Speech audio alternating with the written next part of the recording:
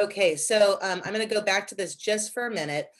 Usually on some of the workshops I do, we tend to have like longer PowerPoints, and this is not one of those.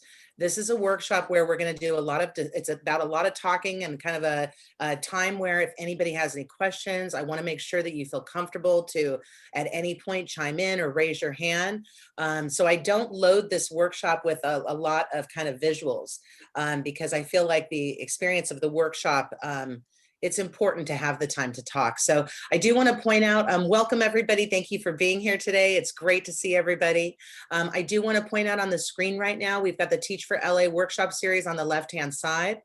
This is the beginning of the workshop series. So there's starting today, there's 3 weeks of fantastic workshops that are free and available for anybody who's interested. So please check those out. I do also want to point out, just so everybody knows, that we are recording this workshop today, and this will be posted on the Los Angeles Regional Collaborative Teach page, in addition to other teacher preparation resource sites. If anybody's interested, you have my email here on the right-hand side, Renee Marshall, education@reneemarshall.com. I'm here representing El Camino College today, and I'm proudly representing the teacher preparation program at El Camino. This workshop today is focusing on faculty interviewing, and this is all about how do you have a successful community college faculty interview. So with that, I am going to stop share and just give me 1 second here to get myself out of there and pull my notes up. If at any point you have any questions or comments, please feel free to put them in the chat box. This is by no means meant to be me just talking, though I will be talking a lot today. So please, please, please, at any time, feel free to comment, question, engage. So again, today is Faculty Interviewing Success Tips for Community College Faculty Positions. And the reason I put this workshop together is I found colleagues over the years have struggled with the interviewing process within our education system. I almost feel kind of silly saying this, but I really enjoy interviewing. I think it's kind of fun. I think it's an art. My interviews are not always great, though. That's something I want to point out, too. I actually had an interview on this past Friday for, in my community, they're putting together a human relations roundtable, which is basically an equity task force. And I had an interview on Friday afternoon with probably, there was, I think, either 5 or 6 people on the panel. And I had prepped for it. I thought I was good to go. I went into it. I did the best I could. And I left the interview and I said to my husband, I'm not sure if they're going to pick me on this one. So sometimes the way that interviews go is, you know, you might think that it's like you're the best candidate or whatnot. And then sometimes you go through the process, and after the process, you kind of step back and go, you know what, maybe it's meant to be and maybe it's not meant to be. So I do want to just point that out, because I'm not here coming with like a perfect perspective or a perfect track record. But I can tell you I have gotten adjunct positions and full-time positions in our system, and I've helped others get those positions as well. Now, my area of specialty, again, my name is Renee Marshall. My area of specialty is teacher preparation, education, and early childhood education. But what we're going to talk about today, it doesn't matter what subject area you are coming from. I just recently helped an adjunct faculty member who was out of state, who was trying to get a full-time physical assistant, excuse me, a PA program position as an adjunct, or excuse me, as a faculty member. And here it was, like, she's out of state, she's in a different curricular area, different subject area. And we were able to prep and get her good to go, so that way she was able to secure the position. So while my area of specialty is really in education, early childhood, and teacher preparation, what we'll be talking about today really can span all curricular subjects. So first off, let's start with the idea of what an adjunct is. And for those of you who are not faculty yet, you can have 2 types of positions within our system. You can have an adjunct position, which is a part-time position, or you can have a full-time position, which is, as what it says, is a full-time position. One thing to know too, it's very common in our education system for somebody to be an adjunct on multiple campuses.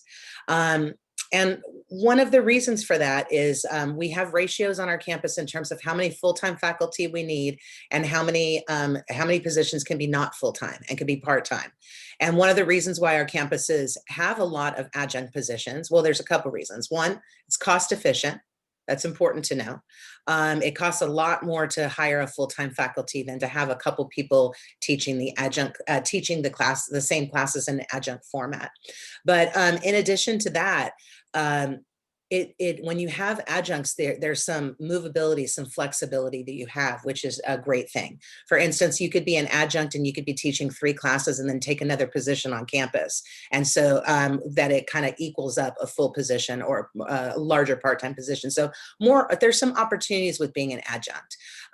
Also, another thing to note, and this is something that I always want to share, but I don't want to share it offensively at all. It's just a matter of fact.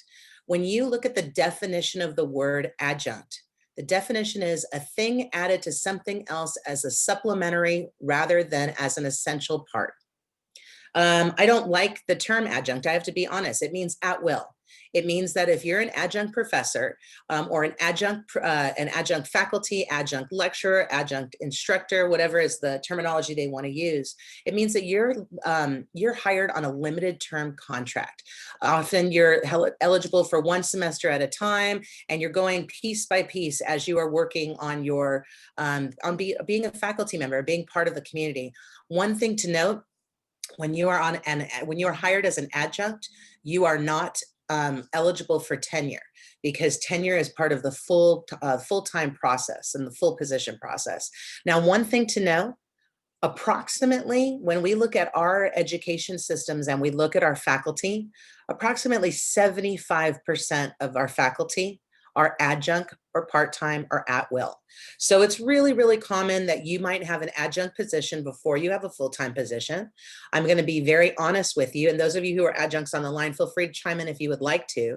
One of the things that is important to know is you may possibly have an adjunct position for a few years before a full-time position even opens up.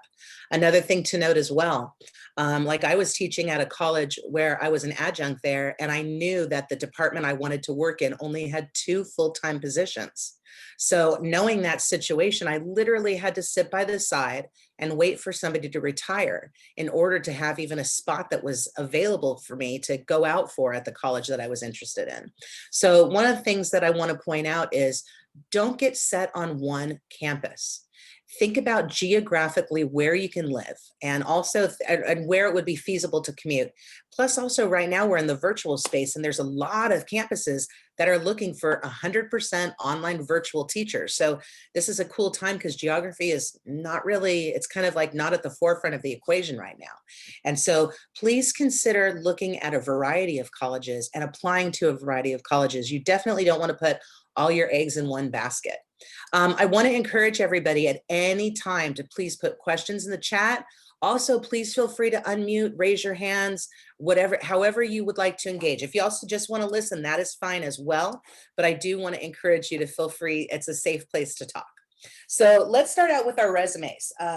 Resume is one of the most fascinating things. As somebody who's viewed quite a few resumes over my years, I can tell when somebody has given me a resume for a position versus when somebody has given me a resume for a job. Because when somebody gives me a resume for a job, it's almost as if they've written it for something else. It's almost as if they have a generic resume that they submit, and that's how they think they're going to get a position. And realistically, that's not how things work right now. Your resume should be tailored for the position that you're writing for. And if you are somebody who's coming out of state, this one is a real big one. There's so many people who apply out of state and out of country for our adjunct and full-time positions. But if you're coming from China or from, I'm in California, say you're coming from Virginia, or you're coming from Germany, or you need to tell me why you're coming or why you want that position.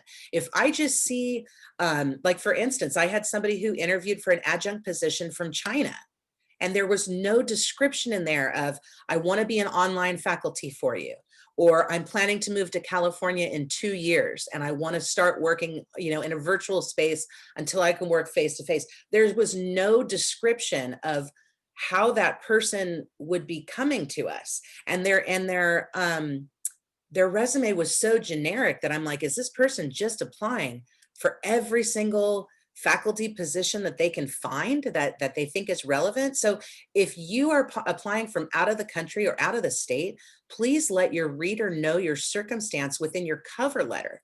Within your cover letter, that's the time where you can say, hi, my name's Renee Marshall. I'm moving back east. I'm excited to look for adjunct positions and full-time positions in New York, because that's where my family's relocating in January of 2021.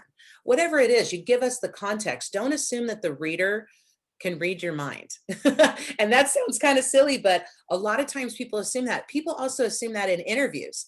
When you walk into an interview, you assume that that group of people has been like looking at your paperwork that day. Can I tell you the truth? Number one, you may have had a totally separate group that actually reviewed your paperwork than those that are actually interviewing you. Just know that.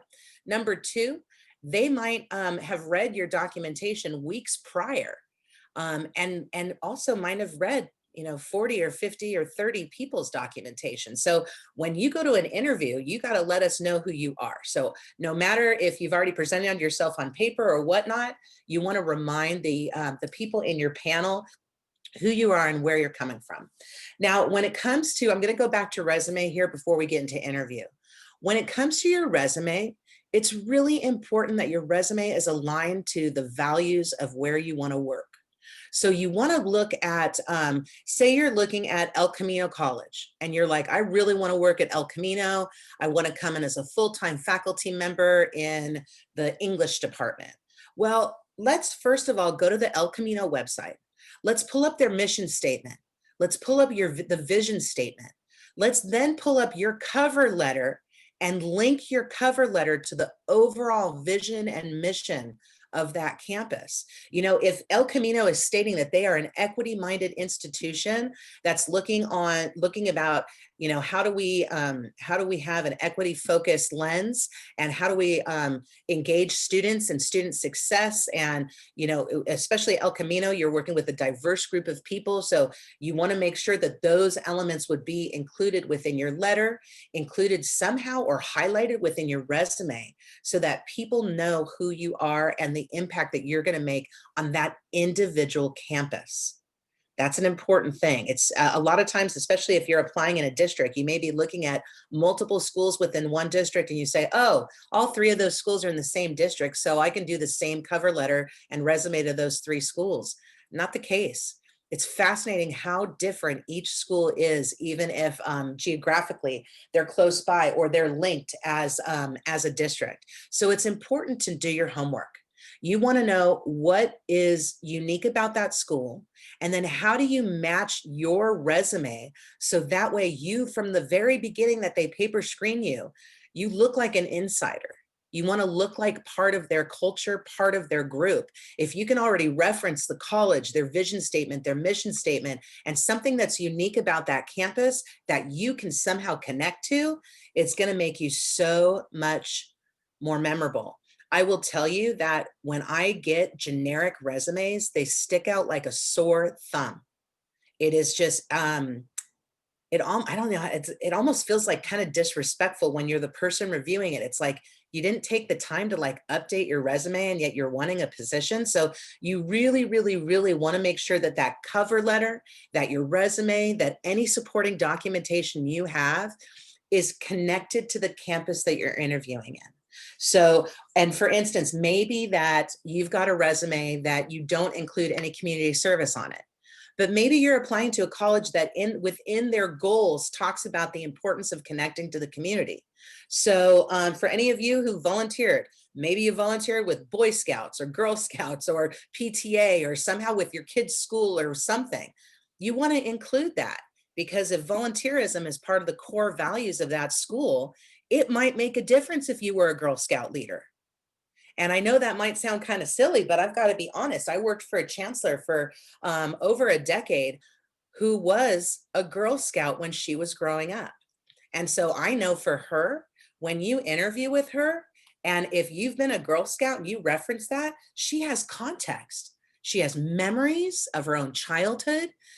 I know that Girl Scouts is something that's of interest to her. So the more you can know about the campus, the more you can know about the culture of the campus, the more you can connect yourself the better off you're going to be. One thing though, you want your resume to be personalized. Please do not include pictures. I do not want to see that. And I say that, and it sounds rude, but in addition to being in the community college world, I'm also in the K through 12 world. And I will tell you, in that education system, it is common that newer teachers will put their picture on their resume. And I think that actually can work against you. So I personally don't like that. And I don't think it's an effective strategy on your resume. And I'm saying that because one of the teachers I was working with in a K-12 district, she did this on her resume. And I literally looked at it and was like, oh, why is this like 16-year-old applying? And she looked so young in the picture that I didn't think that she could already have her credential and her master's degree. And so, and I wasn't meaning to be ageist at all. It was just a matter of, you see something and there's some disequilibrium. So what do I want to see on your resume besides your standard background and everything? I want to see your nonprofit work. Have you engaged in any nonprofit work at all? Have you volunteered with a local foundation? Have you volunteered with Relay for Life, American Cancer Society, Make-A-Wish Foundation? Have you been involved in anything dealing with nonprofits? Right now, our community colleges, we're almost like a town center or a rec center or like a community center. We really are not just about the academics and teaching students. That's our primary focus, but it really is, how do we cultivate the next generation of California's employees? That's what we're looking at. So if you have connections to nonprofit agencies or any work that you've done with that, I want to know that. I also want to know about any sort of volunteering work that you've done. And depending on what type of department and position you're applying for, that would make a huge difference. For instance, I mentioned earlier, I was working with an adjunct faculty member who was trying to get a full-time physical assistant, or it was a PA program, physical assistant program, and she was trying to get a full-time position. And one of the things that the college had big pride on is they had this volunteer clinic where it was about giving medical services in the community. And I said to her, hey, any chance you've ever been involved with that clinic that they talk about on your website? And she's like, oh yeah, I volunteered there for years. And I'm like, why isn't that on any of your paperwork? That should be at the forefront of everything. If you're already volunteering at something that's happening on that campus or something that that campus is doing in the community, man, you want to highlight that as much as possible. We also want to see your community awards. Now, no pressure on this. If you got some sort of community award when you were in high school, 20, 30 years ago, I don't need to see that. But let's say, for instance, that you've won a recognition in your town. Maybe you were an educator in a different school system and you won a teacher of the month or a teacher of the year. Or maybe you've won recognition from a nonprofit that you've worked with. Or like in my town, we have something called 40 under 40 for the most 40 influential people, like the up and comers in town. Like if you win that, you want to mention that. And so it's kind of one of those things where we want to see where you're coming from. We want to see the impact you've made, not just in your profession, but in your community. We also want to know about partnerships.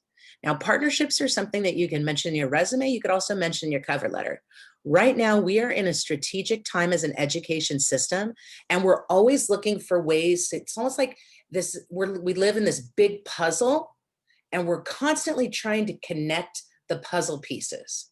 So like, for instance, if I've already been, have a partnership with the Boys and Girls Club or with I Lead Schools or some group, you want to make sure you mention that, because that's something that you bring to the table that makes you unique.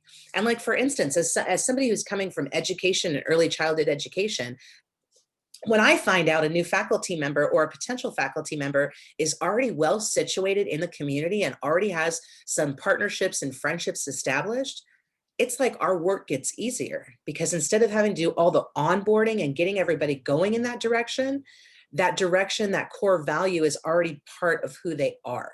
And it's already part of their operations and whatnot, and part of the information they already know. So partnerships, volunteering, nonprofit work, connecting to the community, community awards, those are all things you want to include on your resume. That gives us a beautiful snapshot of who you are. Also, don't ever feel like you're bragging. We don't know you. And so we need to know the best parts of you. And so sometimes it feels like, you might be feeling like you're conceited or you're being too braggy. You're not at all. If you don't brag, who's going to? We need to know about you. It's really important. Okay, now let's go back, or let's go now to the interview a bit. Actually, before we go to the interview, any questions from anybody who's on right now about resume? Feel free at any time to unmute. Feel free to put it in chat. Seriously, I want to encourage dialogue, but we will absolutely open it up at the end for questions too. If you want to wait till the end, that's good. Okay, so let's get into the interview. I mentioned mission statement and vision statement for your resume. It is absolutely relevant for your interview. If you can be able to get into making those connections as we're sitting down and talking, I think that is a great thing to do. It shows us that you've done your work. It's not just us checking out you, it's you checking out us. And it's important to know that this is like a two-way road. So when you can reference within your interview something from the mission statement, something from the vision statement, that's fantastic. Now, do you need to quote verbatim? Absolutely not. You could say something to the example of, in your vision statement, you mentioned the need for student success and equity. Here's why I think that's important also. So it's just about tying it in, letting us know that you've checked us out. I'm going to go to the chat for a minute. We had somebody mention elaborating a little bit on a CV. The beautiful thing about a CV is you get a chance to tell us as much as possible on it. Okay. Now, I only go into CV if I'm somebody who's already, but this depends on you. But personally, I go into a full CV when I am somebody who's published different articles, books, or I've edited. So I haven't published in a long time. So I have more of a traditional resume instead of a full CV. So it depends on you and it depends on where you're coming from. If you have been working in education for years and you've got 2 or 3 publications under your belt, you absolutely want to put your resume into a CV format and have as much information as possible. But if you haven't started publishing and whatnot, you may want to see what's going to be best. Another thing too is you can always reach out to the human resources department at the college that you're applying to and ask questions. They appreciate that. I mean, not that you want to email them or call them 10 or 15 times, but one call or one email before an interview to do a quick check or for a clarification, that's always a good thing. Don't ever feel like you can't contact HR. I once had somebody who was given the topic for a teaching demonstration and they were unsure of it. And they felt weird about contacting human resources to double check about it. And then what happened is they didn't look into it. They go into the interview and it ended up not going the way that they thought. And I think if they would have just asked a little bit more ahead of time, they would have prevented, what ended up being like a mediocre interview and a mediocre teaching display. So please don't be afraid to contact human resources, but don't do it the day that you're interviewing. Like, you need to be on top of it. If they send you an interview notice, 3-4 days beforehand, ask your questions at the very latest the day before the interview. I would not ask anything the day of the interview. Now, going back to the interview, I just mentioned both the mission statement and vision statement. Also, though, know the department website. This is something that is shocking to me. You want to know how many faculty do they have? How many adjunct faculty do they have? Pull up the pictures. And a lot of times the different websites have pictures of all the faculty and all the staff. So you can get a sense of who's who. And you can say, oh, wow, you're Sharon? It's great to meet you face to face. I saw you on the department website. Make you anything again to show that connectivity. In addition to the department website, in addition to knowing the people from the department website, you also want to look into the courses. You want to know about what degrees are available, what certificates are available. You want to also know some idea on the courses that are available in the department. I suggest also to pull up a couple course IDs because you can actually pull up the course outlines of record where you can see all the information that's taught in a couple classes. So that'll give you a sense of something that you can reference.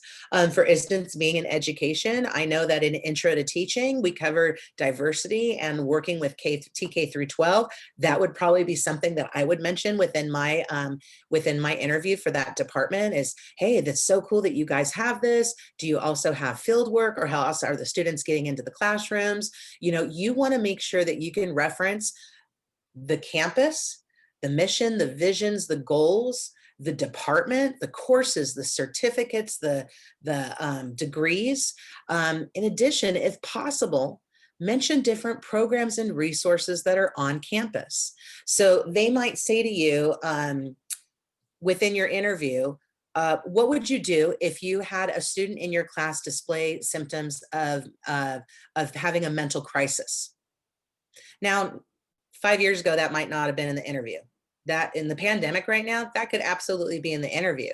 And so how great if you could say, oh, I really appreciate you asking this question. The first thing I would do would be make sure I would connect that student with all the resources on campus. I would get them involved in the mental health that we have over in our health center. I would get them involved in this support group from ASG that works on mental health and club. I'd also possibly see if they would like some information in our community, because this group X, Y, and Z also offers some free counseling or support services. So you want to be able to show that I can help the students in my classroom when they are on our college campus and when they are in our community. So it's kind of like you're showing this micro and macro versions of kind of what you can bring to the table. Now, don't panic. And here's the thing. I don't want anybody worried about the amount that I'm telling you to get here, because when I'm saying vision statement, mission statement, I'm saying, departments, degrees, certificates, all these different things. You don't know, don't try to learn everything. So it's like mission statement, pull out 1 to 2 words from the mission statement, connect it. Vision statement, pull out 1 to 2 words and connect it. Department website, pull out one thing that's unique and connect it. Certificates, just have an idea. Chances are they only have 3 or 4 certificates. They might only have 1 or 2 degrees that are, an ADT or AST or something like that. It's not, and courses, you want to pull up maybe 1 or 2 courses to have an idea, but none of this is verbatim. This is not memorizing. You should be able to have a cheat sheet with like 10 words on it or something like that. And that's going to give you enough of catalyst in order to be able to explain and describe all these different things we're talking about. Now let's talk about the practicality of the interview. Be on time, be early, both in the virtual space and in the face-to-face space, because depending on where you are right now, most of us are virtual, but I also know that with our workshops, we don't always have everybody just from California. So if you are not in California, or you're in a place in California where you're in a face-to-face kind of environment, that's wonderful, but you want to make sure that you plan accordingly. One of the, I don't want to say saddest, because it just felt bad for the person. One of the most challenging interviews I ever engaged in was with a part-time faculty member, or somebody who was trying to be part-time faculty, who didn't know the campus well. And so they ended up showing up to the interview late because they were completely lost for like 30 minutes on campus. And here's one of the things to note. Our experience of you is just when you're with us. So if you're going to a campus and you haven't been there before, if you're going to do a Zoom interview and you've never been on Zoom before, you need to make sure that you kind of do some legwork ahead of time. For instance, on campus, if the campus is close to you, I would honestly drive over there and walk to the office of where the meeting is going to be, like a couple days before you have the meeting. So that way, okay, here's they're going to give me the parking permit. This is the parking lot that's closest. It's not all staff, so I'm allowed to park there, or whatever the rules are. And then making sure that you can get where you want to go. Virtually, that's a whole nother situation. But I want to know that you've checked in before the interview. I've got to be honest. I'm in a room where when I move the lighting, oh, you can't see it right now, but sometimes I'll open my lights and I will have this like trickle. Oh, here's one right here. I get these trickles of light on my face. And so I actually got a brand new light over the weekend because with the change of time, I need to be able to be in the room later with the light different. And so if you're going to be in the virtual space, check all your tech before the interview. Does your lighting look okay? How is your sound? What is your background? How do you look? I mean, I literally joke around and say I have Zoom makeup because I wear more makeup on Zoom than I do in real life. And that's okay. That's just part of what it is right now. But one of the things to note that a lot of times when you are coming into interviews more often than not are scheduled back to back. And so both in the virtual space and in the face-to-face space, there is no extra time. There isn't extra time. So you need to be on time. I would say I would show up at a minimum of 15 minutes early. Now that might seem like a lot virtually. That might seem like a lot face-to-face. It's better to sit and just think for a few minutes and have a few minutes before you go into an interview, before rushing, by all means. Another thing too, you want to show up early because depending on who you're interviewing with, it is pretty common in our education system that you will get the opportunity to review your interview questions before you actually begin your interview. Now, I wish I could say that you get like, 2 days, 3 days, 1 day. Nope. Usually you get about 15 minutes before, maybe 10 minutes. If you're lucky, maybe a little bit more. But the reality is you're going to have somewhere between 9 to 12 questions that you're going to be asked. If you're given those questions 15 minutes before your interview, you've got 1 minute or less to make notes on each question. One of the things that I've seen people do wrong, or wrong is not the right word, but I've seen people set themselves up for failure by getting these interview questions ahead of time and taking diligent notes on the first like 3 or the first 5.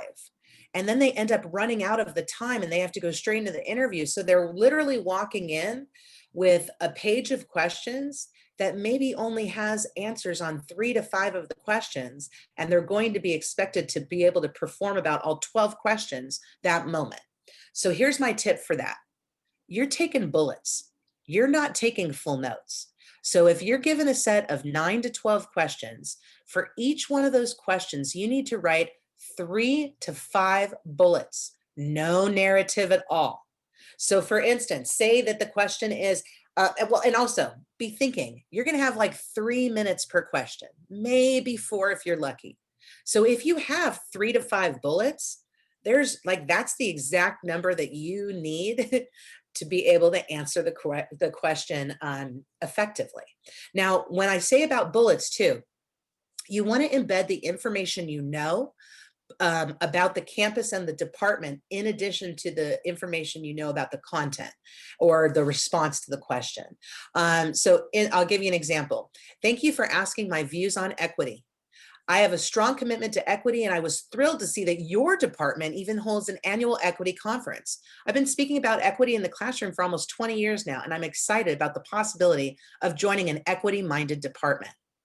So right there, you see how it's like you mentioned like yourself, but you mentioned their commitment and you tie it into an event or you tie it into something that's going on campus. It's really, the more you can do that, the better off you will be. I mentioned this earlier, but I want to say this again too.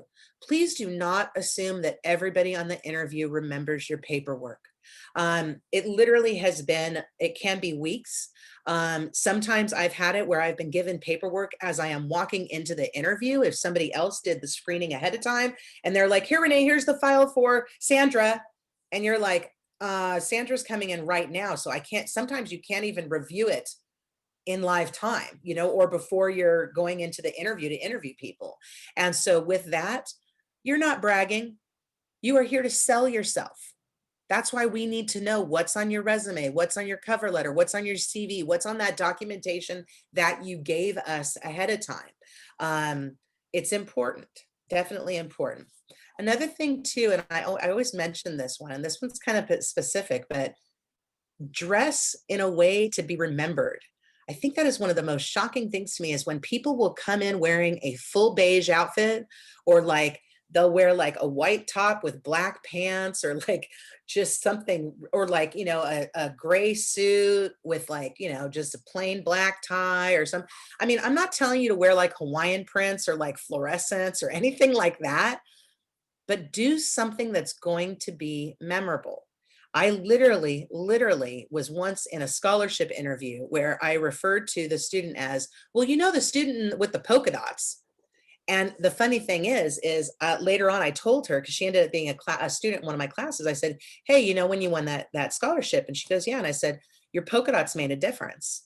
She said, what do you mean? I said, we all remembered you. So we had interviewed like 12 people that day. And the moment I said, well, the person in the polka dots, it was like everybody on the interview committee was like, oh, yeah, yeah, yeah. And so it was fascinating because I had the chance to work with her for a couple more years, and I got to see her over the years turn polka dots into like her signature statement. Like she would wear polka dot outfits to the most important things that she went to. And I need to check to see if she's still doing that as a strategy, but a little splash of color can help to make you memorable. And maybe it's that you are wearing a beige outfit and then you come in with a beautiful scarf, or maybe you've got a gray suit and a white shirt and a black tie, and maybe you have a really nice pin or something, you know what I mean? Something that's going to make us remember you. The more we can remember you, the better. Okay, first few minutes that we are all meeting, whether it is in the virtual space or in the face-to-face space, your eye contact is absolutely essential. Now, one of the things that's tricky with that is in interviewing, you know, and you're going to be given questions. You might have printed the questions before, you might be looking down, you might be looking up if you're trying to keep track of your notes on the paper, whatnot.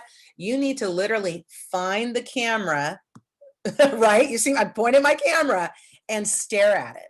And if you're in the virtual space, I want you to don't be looking down. You know, I want to be looking at Holly right now because I can see Holly on my screen. So that's what I want to do. But I know that I need to look like this. So that way to Holly, it looks like I'm looking right at her. So it's really important. The eye contact is such a huge thing. That's a transferability skill. That's an employability skill.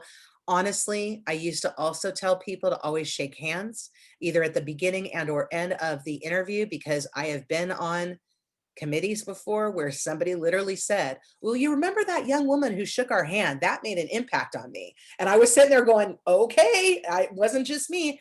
And so in the current pandemic, I know we can't shake hands, but if you are in a situation where you are meeting face to face or even virtually, you could say something kind of silly about shaking hands. You know, what's funny, I'm getting those dots right now. Now that I said that I didn't have them, now that the light's changing, I'm getting them. Anyways, you want to make sure that you, as much as possible, are showing that you have the desire to be there and the desire for that connectivity. It's really, really important. I hope everybody doesn't mind. I'm going to quickly go off camera for just a minute so I can fix this lighting thing. I will be right back. Sorry about that.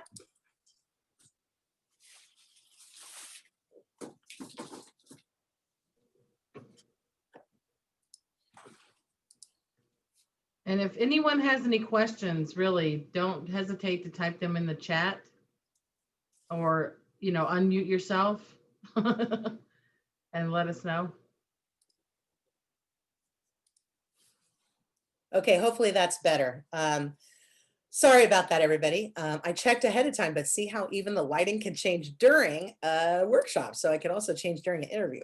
It's good to know. But it's really important that we want to make sure that you are expressing the desire for that connectivity. You want to make sure that your facial expressions are showing it if you're in the virtual space, because that's going to be really, really important. Now, this is something I don't want anybody to obsess on, but if you're not sure about your own, like, how do you look as you're answering questions and how are you doing in the virtual space, like looking at the camera and whatnot, I would highly suggest that you pull up a couple interview questions online, you prep yourself to do it, and then you literally log on to Zoom and tape record yourself. I would literally do a mock interview where you are on Zoom, you are, you know, answering 3 or 4 questions, you record yourself and you watch after. Now, I will tell you, watching video of yourself, recording of yourself can be a little intimidating, but that's the best thing. You do it literally for yourself ahead of time. You see what you look like, you see how things are going, and then you can change it and make it better for the next time. My little light thing just flipped down, so I apologize. I'm going to pop it right back up. I will be right back. Sorry, you guys.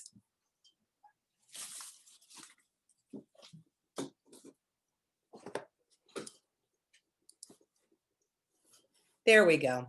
Oh my goodness. It keeps popping off. I apologize. And I'm standing up, which I never do during this. So this is an example of what not to do during your interview, which is the kind of stuff that happens, you know. I see a great question in the chat. I have interviews. Obviously, I should cover them in an interview, but if I get hired, would it be okay if they're visible? Great question. It's going to depend on your department and your school. And that's one of those things where you could just have that honest conversation afterwards. I absolutely think it's strategic in your interview to cover up your tattoos as much as possible, because the last thing you want is for something like that to be a gatekeeper to not get you on campus. You know what I mean? And so, but then I would just talk with, once you have the position, then I would talk with them and say, I want to get an idea about what the norms are in terms of tattoos, what's allowable and what's not allowed. I've been in some schools where tattoos were not a big deal at all. I've been in other schools where I know of somebody who I deeply, deeply respect who looked at me and said, you realize I can't hire that person because they have blue hair. So you just never know what you're going to get. And it's important that you're thinking ahead of time and being strategic. That's what it's all about. Absolutely. Oh, great, great. Anita just asked, quick question. What about makeup during an interview? Lipstick, keep it nude. Okay. Anita, as you can tell, I'm a bright lipstick kind of person. I actually think that nude lipsticks on interviews, I would say the opposite. I would go bright, because I think when you have your lips darker, it's kind of, it accentuates it and it makes it nicer looking, but that's personal, you know. But I personally, and if you don't wear makeup, don't feel like you have to put on makeup for it, by all means, but you know what I mean? It's just kind of what your comfort level is, but I would say go for a little bit darker or brighter if you're able to. We also have another question here. Is it worth the reviewer and applicant's time to apply for an adjunct position when you have little or no teaching experience but a doctorate in the subject area? Or is it better to get high school teaching experience for a couple of years before attempting to apply for an adjunct position? I would absolutely say if you don't have teaching experience, you absolutely should still apply. Because what other experience do you bring to the table? Has it been that you've been working on your doctorate, but you've been active in your community during the time? You know, and you could put in your cover letter, this is what I've been doing as I've been preparing to be an instructor. You know, this is why I want to be an adjunct faculty member, because I want to build my repertoire for when I'm teaching. And I want to make sure that I'm in a good space before I'm going to be going out for a full-time position. When I apply for higher education positions, I have no experience teaching higher ed. So I think that is why I do not get called back. I have a doctorate teaching and admin experience. You know what, Holly, have you started volunteering in a classroom? That's one thing you might look at. And I would call your local college and see if they've got like a faculty internship program or like a future faculty program. And Holly, I'll put my email in the chat if at some point you want to connect with me. I know of one in my community, so I could see if I could find one in yours as well. And it was literally the call to that. We'd have these people that were in the field. They showed talent and promise, but they didn't have that classroom experience. So they were going out for positions and the doors were not opening for them. And so what we found is that if we could find these faculty, mentor them for a semester or two, and have them in the classroom, not really like a teaching assistant, but like, it's like you're in there and you're getting the experience, but you're not officially the instructor of record. But then it made it so much easier to then go back once we had to hire, because it was like, oh, well, we already know Holly and she's already been with us and she has her doctorate. So of course she'd be the person to choose. And so it gives those colleges a way to get to know you before it's formalized too. It is a shadowing experience, and it's something that could literally be like a semester to 2 semesters long, where you will take the class with the faculty member and you're in there every single class, like shadowing, jumping up for certain parts of the class or taking over for certain parts of the class, depending on what you're both comfortable with. But it's a full mentorship program. And so, yeah, I'll put my email in there so we can chat some more for sure. Another thing to know, when you're going to be interviewing, you're only given a few questions. Especially for faculty positions. So it's so important to hit your points, clearly and concisely. And don't ever feel bad if you have a question where you only talk for a minute and it seems like you should have said more. That's part of this process. It's like a give and take. You want to include as much as possible, but the last thing you want to do is talk so much in your first 9 questions that they say, oh, there's only 3 more minutes left for the last 3 questions. So you have to do your pacing in a way that you're going to hit everything, get your points across clear and concisely, but also make sure that you're saying enough. It really is, it can be tricky, but when you practice, you get better at that. And we'll talk about practicing before we're done with this whole workshop today. But another thing too, interviewing questions can be intimidating, but the more you know about the campus, the second you get those questions, the better they're going to sit with you. So do that back research as much as possible ahead of time, because I promise you, it will pay off later. Another thing too, when you're interviewing, if you run into a situation asking you, because that happens sometimes in education, sometimes like it'll be like a 4-part question and 1 question, you're like, but what are you even asking me? It's okay to ask. 1, I need more think time. So just give me a second to think about it. I use the term think time. I think that comes from being an elementary school teacher in my previous part of my career. But another thing too, I will say, if I'm understanding you correctly, you're asking me blah, blah, blah, blah, blah. And I'll try to restate the question or rephrase the question, because sometimes they'll go, oh no, Renee, actually, it's not that I'm asking you. I'm asking you something else. And this was actually where I think I went wrong on that interview on Friday. There was one question where I think I got off track and I didn't do any sort of clarification. I didn't do any sort of, can I have more think time? Or did I hit, or even something simple where you look at them and you say, I want to make sure that I answered all the parts of the question. Was there any part that I left out?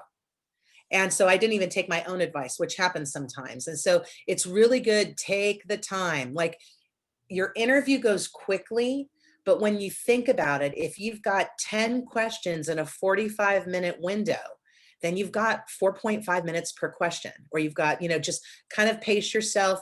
Actually, when you're practicing, you want to pace yourself. That's a really, really important thing to do. Another thing too, that's really essential, and this one I run into problems with myself. Don't get long-winded. That's where you can go wrong. And that's why having that paper or the questions ahead of time and putting down 3 to 5 bullet points, if you have your bullet points there, it's going to help you get to the point quicker. So you want to make sure that you're not really going into full narrative. You're really hitting those bullets. And then your full narrative is when you're talking. And don't undersell yourself. Have you been in the industry? That's essential. We want to know about that. Have you held a position in education, any type of education? Maybe you were a elementary school teacher in the first part of your career and you're now coming into the community college sphere. That is a huge thing. That's an asset. Are you also somebody who's volunteered in the field of education? We want you to share everything that you've done within the interviewing committee, so that way we know as much about you as possible. Another thing too, do not assume that somebody has heard of you. If you are somebody who's well-known in your community, that's wonderful. That's a huge asset. But when you are on that interview, that panel, some of them may be meeting you for the very first time. So as I mentioned earlier, if you're involved in a local PTA or Girl Scouts or Cub Scouts or Boys and Girls Club or anything that might strike a chord with somebody else, mention it, because your interests may be the interests of somebody else on your panel as well. And that connectivity can go very, very far. Here's the thing. You want to be authentic, but at the same time, you've got to sell your best points. You've got to sell the best you. This is the moment that you have, so you've got to give it 100%. Now, there's certain topics that are most likely going to be on your interview. And so you want to prepare ahead of time for these type of topics. And you could even look up, probably Google college interview topics or something really California community colleges, something really basic. But there will almost always be a question about diversity. California's community colleges, we are a beautiful, beautiful place of diversity where anybody who's interested in education can come to us. So then how do we work with that diversity? How do we access it in a way, in a positive? In addition to having a question about diversity, you'll probably have a question about inclusion. How sensitive are you to working with diverse populations? You might have a question about working with adult students. You might have a question about dual enrollment. If you are interviewing for a position that involves dual enrollment classes where you could possibly be teaching high school students college content, that would be something that you want to make sure that you can have an idea of how you would respond to. We want to know, what do you bring to the table? Why are you the person that we should hire? Another thing too with interviewing, always have 1 or 2 questions prepared that you're going to ask the panel. This is one of the things that drives me nuts when I'm on a panel and somebody says, okay, do you have any questions? And they're like, no. Or they go, yeah, when are you going to decide? And you're just like, oh, because you're hoping for something. That's one of the tricky things. Is like, we give the questions, you give the responses, but there's no like real back and forth. And so you coming with a couple questions, that's the back and forth. Like for instance, if I'm interviewing right now, you bet I'm going to say something about COVID. I would say like right now going on with COVID, or right now with the pandemic. I would like to know about distance learning and what sort of type of specialized resources do you have for your students? You want to say something that's timely. So I want to know something about COVID and how you're responding. I want to know how you're going to be helping your homeless students, because due to the pandemic, we've seen an uptick of homeless students within our group. I want to know about your feelings on equity, because I'm an anti-racist person. And so I want to know what the campus's belief on that, so you want to really make sure that you come back with a question that's something a little bit memorable. And like I said, it could literally be, something about COVID and distance learning and something like that. In the chat, Holly mentioned, can you mention using culturally responsive pedagogy and growth mindset when teaching? Absolutely. Another thing too, and do you include learning theories? Absolutely. The biggest thing though is, when you get to your teaching demo, because within your questions, you're not going to be asked much content. Questions are really like, you might have 1 content question and the other 10 are about the campus and culture and community. And so that's what's different there. So when it comes to talking about growth mindset, culturally responsive pedagogy, you can embed that within your interview responses, but you most likely will truly embed that within your teaching demonstration. And so you may be showing showing what you know about culturally responsive pedagogy, growth mindset, learning theories within that demonstration. You might even say a couple little key phrases like, okay, now everybody who's in my audience today, let's think in a growth mindset way of thinking. Let's think in an asset-minded thinking. You make little references like that. In the chat, Patty asks, what is a vision statement? Is the same thing as a teaching statement or diversity statement? Not at all. Thank you for asking. Vision statement should be on the college campus website, where the college will have a vision statement and a mission statement on their main website. And so you should be able, like, say you go to College of the Canyons, you go to the main site, you could literally Google mission statement College of the Canyons and it should pop right up. So, and Patty, if you're looking for it on a certain campus and you can't find it, just keep my email and I can help you track it down by all means. Sometimes it does take a little bit of time to track them down. Now let's spend a few minutes going into the teaching demonstration, because the teaching demonstration, I think, probably causes the most stress of the whole process. And you're not alone. You are not alone. First of all, the teaching demo gives you the opportunity to showcase your knowledge in one content area within your field. If you are given a topic and you are confused at all, you want to contact human resources. If you are given a topic and it is huge and you don't know how to break it down, you want to talk to human resources and just make sure that you're checking in and making sure things are good. Another thing with your teaching demonstration, and this could be a hard one, you want your teaching demonstration to be hands-on. You're only going to have 10 to 15 minutes with that panel when you're doing the demo. Usually it's 15, maybe if you're lucky, it's 20. But you still want to have some sort of hands-on something for them to do, something for them to engage in. In the virtual space, it may be some sort of a quick write or a pair share or breaking them into breakout groups so they can talk for a minute, something like that. If you do that within a Zoom, I would suggest you do it towards the end of your teaching demo. So you get the content in first and then you break them out second. I would also make sure that your teaching demonstration is not complicated. This is not the time to do a new platform, to do a new program. This is not the time to go, oh my gosh, I'm interviewing on Thursday. I'm going to learn Prezi. And instead of doing PowerPoint, which I totally know, I'm going to use this brand new, platform that looks snazzy that I do not know. Go with what you know. Trust me, trust me, trust me. Don't make it complicated. Another thing too that's really important, you want to engage your interview panel because we're looking at this like we're your students. We literally look at this experience, the teaching demonstration as this is how you're going to be in the classroom. So if you don't engage me as your panelist within the 15 minutes that we're together, we would have a big issue. You really want to engage the students. And maybe it's just that the students, your interview panel, maybe you have a panel with 6 people and you have each group go into a pair of 2, they talk to each other and then they share out what they talked about. Anything for that connectivity. It doesn't have to be that every single one of the 6 people connects. It can be you break them into 2 groups of 3. They talk for 2 minutes, they come back and you say, okay, this group share one thing, this group share one thing, and you tie it in. It's all about how do you connect. Think of yourself like a big puzzle maker. You're constantly trying to connect pieces.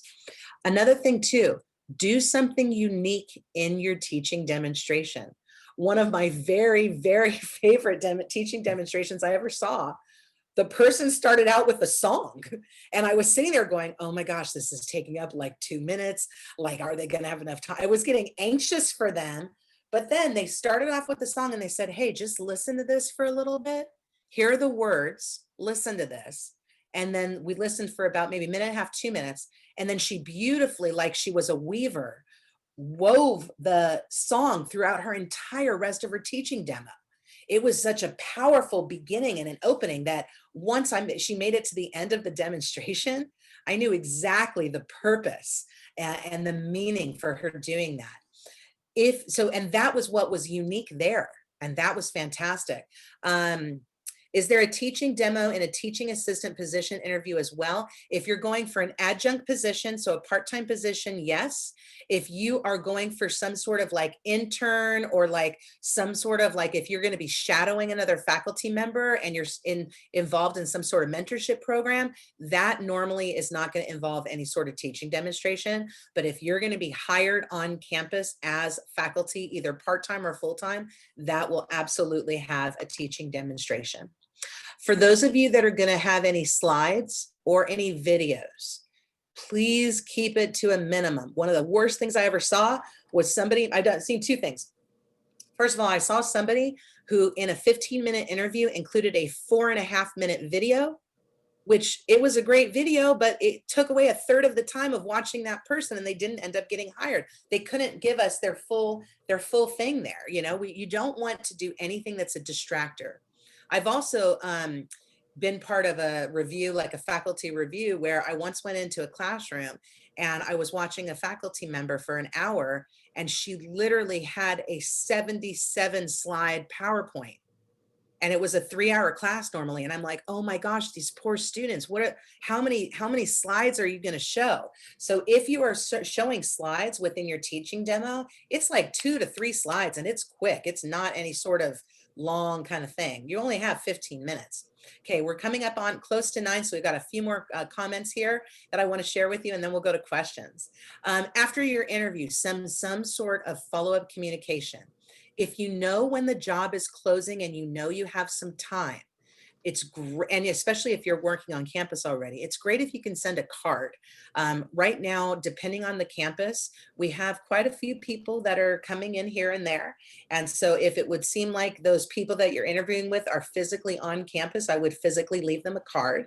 But if you're in a position where you're not physically on campus and or the job is closing quickly, then you want to send an you want to send an email. And that email, it could literally be like you walk out of the interview, you know that, you're finished your interview at 3, they're choosing by 5 o'clock today. So you literally walk to your car, you sit down in your car and you send a thank you email in your car. With that though, you want to make sure that there are no typos, no nothing abbreviated, nothing like, hey, thanks so much for the interview. Like you want it to be friendly and personal, but you want to say, you know, Dr. Arieno, thank you so much for meeting with me today. It was an honor to interview for you, and I hope I'm a good match for your campus. Fondly, Renee Marshall. You know, so you want to make sure it's personal, but also professional. It's fascinating too how people come across in interviews. You always want to put your best foot forward. Another thing with interviews, a lot of people don't really realize that interviews really, you get good when you practice. And you should practice for every single interview that you do. Hopefully you have people that you can have like role play with you and do some informal interviews. You know, maybe you've got a friend or a colleague that wouldn't mind running questions with you. I know through the Los Angeles Regional Teacher Preparation, we would absolutely be willing to sit down and run some questions and help you out in that way. I But was you want about to to make, say that, Renee. oh If yeah, they what want did to you reach listen out, to? like, yeah, I think, and I just wanted to mention that I think that's super helpful. And for those of you listening, I actually have Renee uh, sit with me, and every time that I'm gonna go interview, and like you said, practice makes perfect. Every time that I interview, I learn something about myself. Either I'm fidgeting too much, I catch myself, and so what I like to do, and this is just, I'm just gonna put it out there, as soon as I'm done interviewing, and it's fresh in my head, I write down the questions that I got kind of taken, you know, like there's been times where I interview and they ask me a question, and I think I told you, Renee, last time it was about sex and gender. Yes. I've never been asked that question before, and the minute that I like to get out of the interview and write down the questions that really struck me, that I know I didn't answer the way that I would have if I would have thought about the question, because I was taken, you know, by surprise. So Yeah. that really helps me out. It's so smart to do that, because then, like, always remember, whatever interview you do, whether you get it or not, it always helps you for the future. And I think a lot of people like go into interviewing so stressed out that they don't enjoy the process. It's like, you've got to go out for positions where you will not be the front runner. You have to go out for positions where you might not get it. And another good thing too, is a healthy thing, is going out for a position where you think you've got it and then you don't. So it's really kind of one of those things where you need to allow yourself to enjoy the process. One of the things that I say to people, you are better off to interview when you are not in a desperate position. So right now, if you've got a job that you like and a career that you like, and you know you want to make a change, maybe you don't want to make a change for another year or two. Start interviewing now. Start getting your feet wet and going through, going through the process. And then if for some reason you make it earlier and you get this position earlier than you're thinking, then what a wonderful problem to have. You have a good position you already like and a good career you already like, and now another door is opened, and it's opening sooner than you expected. So here's the thing, you're in charge of making that decision at that point. I have interviewed before when I was not desperate, and it was the most unbelievably freeing experience in my life. I think I probably did best on this one interview in particular. And I kind of went into it going, well, I hope I get it.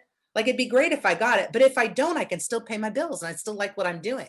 And because of that, I went in almost like carefree, and it really kind of changed my perspective. Question from Diane: are community colleges experiencing a need for part-time adjunct professors versus a normal year? Absolutely. We are constantly needing professors, and there's more turnaround right now because with everything going on with the pandemic, we've seen an increased need for additional courses and additional types of courses, including starting late term, short term, all sorts of things. I was this. gonna say the last question. She should. I really think she should. Ollie, I do not have a book, but maybe I will start writing one. Thank you so much for saying that. I appreciate it.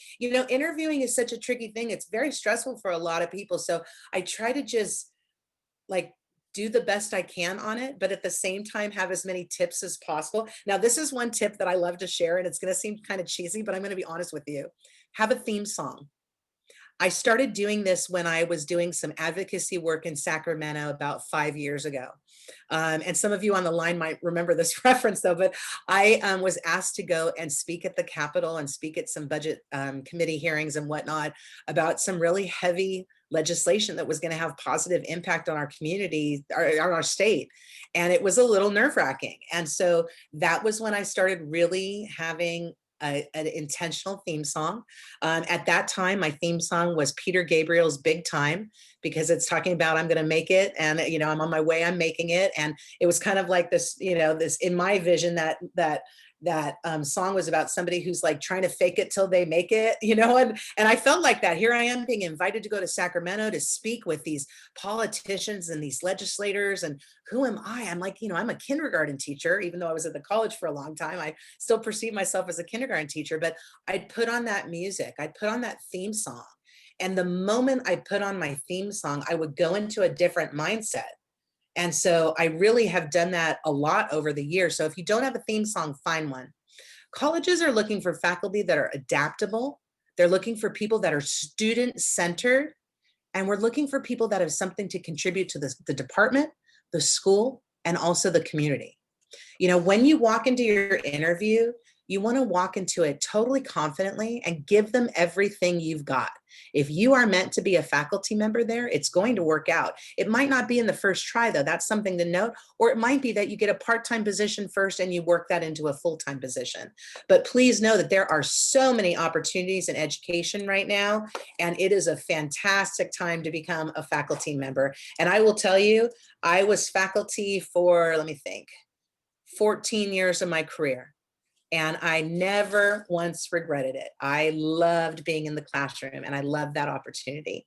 And so with that, I'm going to open it up for questions. My light has just come back in my room, as you can see. I also want to let you know that in the chat, I'm going to put my email in a moment. I think it was up there earlier. I'm going to put it in again. I am also putting a survey link right now. This is a survey link for all of the different workshops we have for the entire series. And if you could complete it, that would be great. And then let me put my email in here too. And then I want to go to our final slide, or our second slide, I should say. Renee, I Yes. was also going to say something earlier about when you were talking about, interviewing, and because I think that this has helped you dear before. My rationale, even if you are interviewing for a job in a desperate situation, you really need to get out, whatever, you still, to keep yourself from panicking or in that panic mode, keep reminding yourself that you're interviewing them as well. Yes. You want to like feel them out, like you were saying, like work in things, ask them questions about their, about their environment, whatever, you were talking about how is your college with equity, that kind of thing. Because you don't want to end up in a position where you immediately want to leave. No, that is such a good point. And especially because a lot of times for those who end up going for a full-time faculty position, a lot of times you end up doing first round and then you do second round. And when you're in that second round interview, you're literally there with all the heads of the college. And so within that second round, you will have a good sense if it's the right place for you and the right culture and whatnot. And always something to remember, and I like that Bobby brought this up, you can always make it through a second round and say no to a position if you're offered it, if it's not right for some reason. Yes. So it's just so you know that. We have a great question over here. Do HR departments use keyword searches with resumes, or are they being reviewed one by one, or a combination of both? In my experience, human resources would just make sure that all the required pieces of the application were there. They would not look at the content or do keyword searches, not in my experience. And what they would do is they would then send me a link and say, here, Renee, here are all the applications that are uploaded and that are ready for you to review and ready to, any of these people can be interviewed. They're all eligible for interviewing. But then I would get the resumes and the CVs and all the, letters of rec and all that. And I would literally go through every single person. I can't even tell you how many resumes I've reviewed over the years. I would go over every single person. I was working at that time in a 2-person department. So I would actually review everything And then I would go to my partner and say, okay, here's the 11 people that were in our queue. 9 of the 11 officially meet our qualifications based on what we're looking for. Of these 9, here's my write-ups on, I think 7 out of the 9 would be a good match. Here's some general notes on them. And so, the process can even be that you have one person that does the review and then shares whoever made it through with the rest of the people. So it really can be quite varied. Bobby, do you know if your HR department uses keyword searches? Because I know the ones that I've worked with have not. I think that they do. Oh, I don't know, Bobby. What do you think? I don't have any idea. I think that depending on the they do, at least for Rio Hondo, I know that they do. They use they're the ones who do I guess what do you call it when they go through all the applications? Words. I'm sorry. The screening. Yeah. They do the screening, so they have a couple of keywords that they need in order for resumes to go through them. Interesting. I was going to say, I think that El Camino does what you said. They just make sure that you're hitting all the requirements, because the departments are usually the ones that have like fine-tuned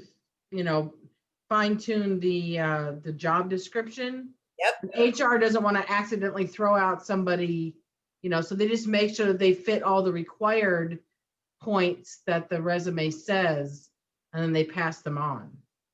Bobby mentioned that too, because it made me reminded me, there was a time when HR said to me, hey, we've got 2 of the applications and we're not sure they're going to meet your minimum quals, so we're sending them through for you to review to make sure that they're hitting the minimum quals. So that surprised me, because one time I ended up being a gatekeeper.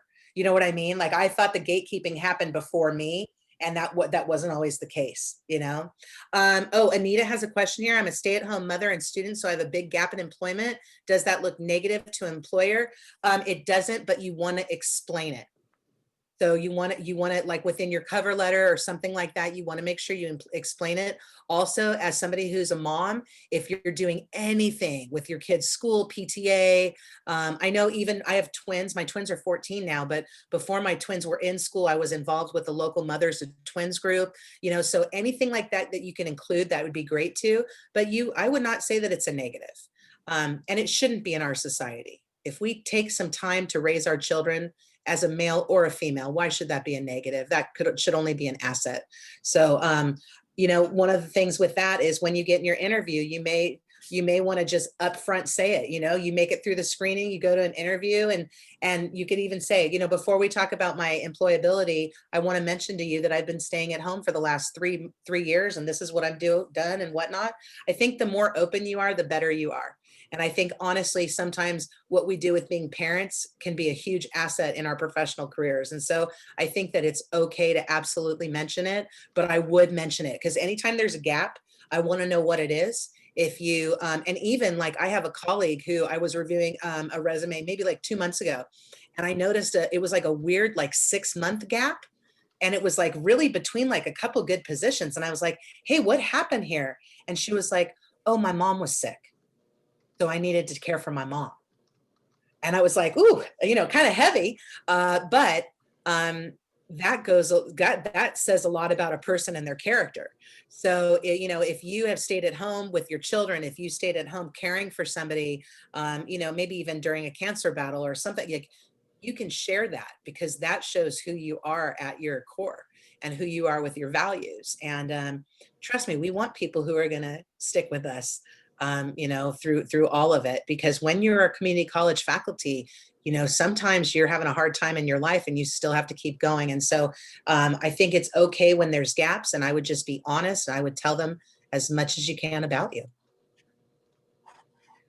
Okay, feel free if there's any other questions, you can include them in chat. You can also just unmute and say them. I'm happy to talk for a little bit. I do want to point out to everybody, we have the last page or the last slide up right now. The survey link is up here in the top. If everybody wouldn't mind doing that survey link, that would be great. I do want to point out a couple things. First of all, the workshops, they start this morning, they go for the next 3 weeks. This Friday at 10 o'clock, if you are available, please join us for Roy's keynote address. Roy Juarez is one of the most passionate speakers I've ever had the opportunity to listen to and engage with. He talks about his journey as a homeless student in Southern California and just his experience growing up. And to say it's impactful is an understatement. So I hope that you join us. I also would like to mention that on the 20th, later this month, which is the last day of the workshops, there is a student panel where there will also be representatives from the Cal States. There's going to be a raffle. It should be really fun. So that's going to be on Friday, November 20th from 11 to 12:30. I hope you can join us. But thank you so much for being here today. If anybody has any questions, I'm happy to stay on, or you can email them. Bobby put my email in the chat. If at any time I can be a resource to you, please reach out to me. I know that interviewing can be really, and this whole process can be really stressful. We're here to help you. You know, what we do at El Camino College is we focus on teacher preparation in our group, and that includes faculty preparation as well. So if you're a future faculty member or a current faculty member who would like to become a full-time faculty member, reach out to us, because we are here for you, and we are here to help you be successful, and we're here to help you be part of our community. So thank you so much, everybody, for being here today. If anybody has any other questions or comments, feel free to unmute. And if not, then we'll wrap up for today. I hope I see you at future workshops. I'm actually giving one later on tonight about success and distance learning at 6 p.m. this evening. And for any of you who are parents, on Wednesday, parents or also in the classroom, Wednesday night, I'm going to be giving a workshop on behavior management and positive discipline with children. And so if that can be of use, please come join me. So thank you so much, everybody. Oh, I see Diane's going to be there. Awesome. Oh, great question too. I had a private question that said, Renee, am I able to get verification for attending? Absolutely. I have a certificate. And then after this is done, I can pull and see all the time that everybody was here. So if you would like a certificate of completion, just shoot me an email at my education@reneemarshall.com email. Bobby put that up at 9:14, and I am putting it up again right now. And I would be happy to get that to you. I'd be happy to. I should be able to get it to you in just like a day or so. So if you would like a certificate showing that you went to this workshop today, please just shoot me an email and I'll make sure to get that one to you. So thank you so much, everybody, for being here. I appreciate it. I hope everybody has a wonderful rest of the day. In the chat box, Bobby just put the link for the flip book, which if you would like to go to any other workshops, please go over there and register. And everybody have a great rest of the day. Thank you so much for being here today. Bye, you guys. Thank you, everybody. Thanks for the